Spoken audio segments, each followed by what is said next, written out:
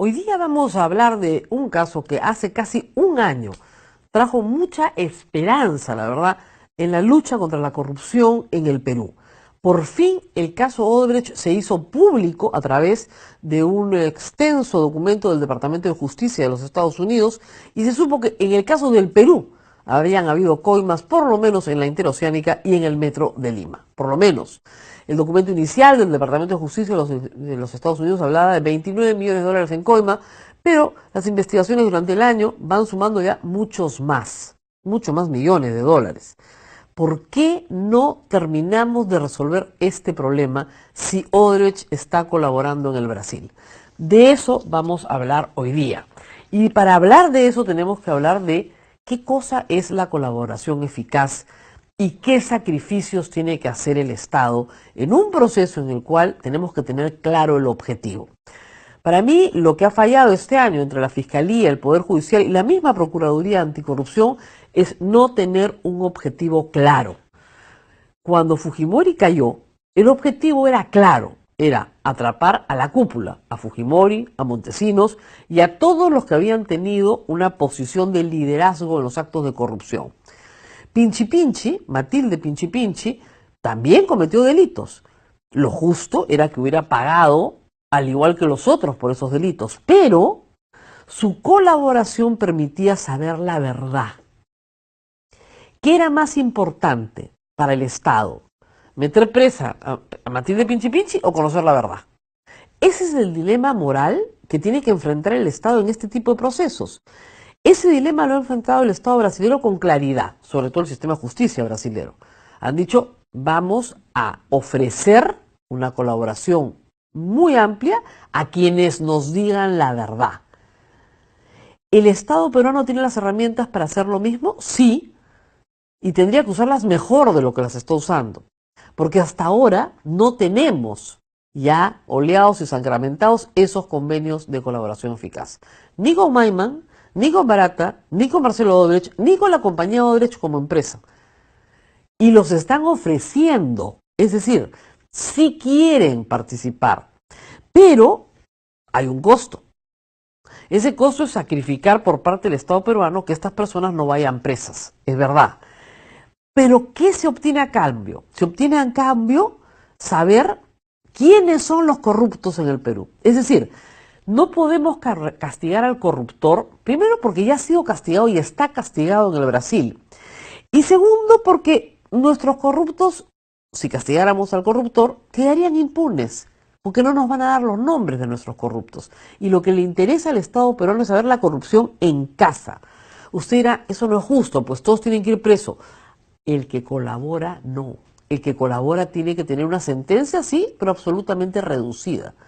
Y que le permita hablar. ¿Qué es lo que quiere Odebrecht? Una entrevista de Sigrid Bazán ayer aquí, a través de TV República y hoy día reproducida en el diario La República, da cuenta claramente de qué es lo que quiere la empresa. La empresa quiere seguir operando, eso es lo que quiere. No en el Perú, en el mundo. Por lo tanto, quiere deshacerse de sus activos en el Perú. No para no pagar una reparación civil o a sus trabajadores o a la SUNAT, sino por el contrario, para cumplir con todos sus acreedores, que no son pocos. Quiere vender Olmos, quiere vender Chaccha, quiere vender todo lo que tiene en el Perú. Y luego quiere un plan de pago.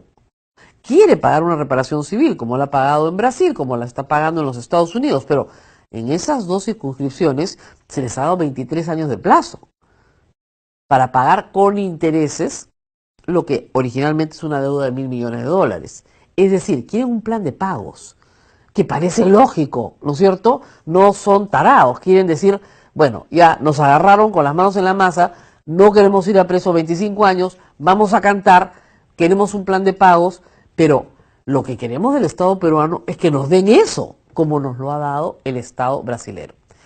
¿Qué ha pasado con la declaración de Marcelo Odebrecht? La Fiscalía de Brasil no la puede remitir oficialmente y traducida a la Fiscalía del Perú, porque en el Perú no se le ha dado ese beneficio a Marcelo Odebrecht hasta ahora. Se le va a dar, esperamos, pero no se le ha dado. El señor Barata ha pedido a la justicia brasilera que no se le obligue a hablar con los fiscales peruanos porque no le han dado la colaboración eficaz que sí le han dado en Brasil y le han dado la razón. El señor Barata pide que sus cuentas están inmovilizadas, que se le desinmovilicen sus cuentas. Él va a hablar, pero que se le den todas las señales de que no va a ser juzgado en el Perú, o sea, que va a ser absuelto, digamos, es una condena, sin prisión, y que las reparaciones civiles las va a pagar la empresa Odebrecht, que está dispuesta a pagarlas. ¿Por qué no sale adelante esto? Porque es evidente que los corruptos peruanos no quieren que se obtenga este acuerdo y lo han obstaculizado durante todo el año. Los corruptos peruanos tienen brazos muy largos y están en la fiscalía también, lamentablemente. No es culpa de Pablo Sánchez y no merece destitución por ello, pero sí merece una alerta. No se puede tener un fiscal como el señor Peña Cabrera que da la orden de que en Brasil no se pregunte nada sobre Alan García. ¿No les parece rarísimo? Que solo se pregunte sobre Keiko Fujimori. Obviamente está protegiendo a Alan García, pues. Primera llamada de atención, por decirlo menos. Y así varios. Lo que no quieren es que los brasileños hablen. Y no solamente es Marcelo Odebrecht y Barata, son 3 o 4 personas más claves que estuvieron en el Perú en la misma época y que decidían qué pagos se hacían por esta famosa gerencia de operaciones o dirección de operaciones estructuradas. ¿Qué es lo que quiere Odebrecht? Quiere dar la información, pero no puede darla si es que no se le dan las garantías de que no va a ser procedido en el Perú. Tanto Marcelo Odebrecht como sus funcionarios como la empresa. Y reitero, se pacta una reparación civil y ellos están dispuestos a pactarla, no tienen ningún problema en hacerlo y han dicho una cosa que es cierto. Si se hace así, pueden acelerar el proceso y pueden voltear la página. ¿Qué era lo que lo suponíamos todos hace un año? Es decir, este proceso con colaboración dura un año. Sin colaboración dura la vida eterna, pero con colaboración dura un año. Y miren ustedes lo que está pasando. Tenemos a varias personas presas que van a tener que ser puestas en libertad porque sus periodos de prisión preventiva vencen sin que sean acusados por la fiscalía. Y no solo el caso de Antumala y Nadine Heredia, el caso de Álvarez, por ejemplo, que también tiene un problema con Odebrecht. En otro caso, el caso de Martín Belaúnde, también tiene un problema con Odebrecht. En otro caso, y no se les acusa y no se inician los procesos, todo está como detenido. Es decir, la política penitenciaria es así: te meto preso, no te acuso de nada, pasa un tiempo, sales libre y ya vemos cuando hacemos el juicio. ¿Eso es serio? Eso no es serio en ninguna parte del mundo, eso no es lucha anticorrupción. Yo creo que hay que darle a Odebrecht lo que está pidiendo a cambio de lo que el Perú necesita. Y volvemos al objetivo central. Lo que el Perú necesita es saber la verdad. Y la verdad tiene que ser consistente con una práctica que Odebrecht tuvo en todo el mundo. El 3% de las obras se iba en coima. Si en el Perú Odebrecht participó en obras por 3.000 millones de dólares, piensen ustedes cuántos millones de dólares han sido repartidos en coimas. Es decir, la información tiene que ser consistente con la práctica. Si el metro de Lima costó tanto, ¿cuánto por ciento? Si Olmos costó tanto, ¿cuánto por ciento? Si el gasoducto sur, ¿cuánto por ciento? Y así obra por obra, la represa tal, la carretera tal, etcétera. Y tiene que sumar más o menos una cantidad que sea razonable para entender que eso se repartió en coimas. Odebrecht alega además que eran obligados a pagar, que no es que ellos iban y ofrecían, sino que había acá una pasada por caja y que son corresponsables con aquellos que les exigieron y que nos pueden contar quiénes son, caso por caso. No solamente estamos hablando de las donaciones de campaña, que como sabemos, esos no son delitos graves. Estamos hablando de cohecho, de colusión, de delitos que sí tienen de 15 años para arriba de pena, de enriquecimiento ilícito, etcétera, de los que verdaderamente importan. ¿Por qué no se está peleando por esos casos? Eso es lo que tenemos que pelear. Seguimos hablando tonterías y confundiendo a la gente.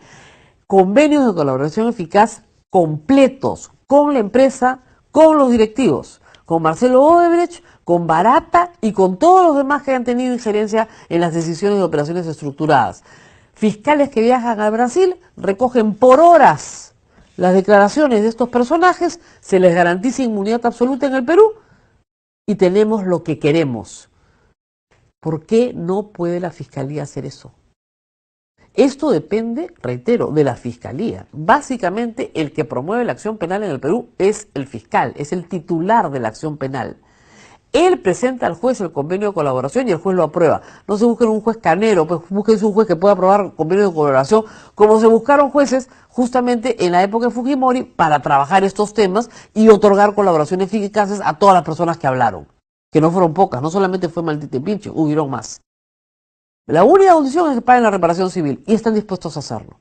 ¿Por qué no se termina este tema? Y luego pasamos a Camargo Correa, a OAS y a todas las demás, porque hay otras que también tienen que hacer lo mismo. Pero no estamos avanzando en el Perú nada, nada con declaraciones recogidas por retazos que no tienen un impacto. Y el impacto es que Keiko Fujimori se quiera volar al fiscal de la nación. Por supuesto, ese es el impacto. Está relacionado directamente con esto, con que no hablen los brasileros. Si les ofrecemos lo que necesitan, van a hablar. Hay que dárselos. ¿Es injusto? Sí. Pero al final, lo único que importa en este caso es saber quiénes son los corruptos en el Perú.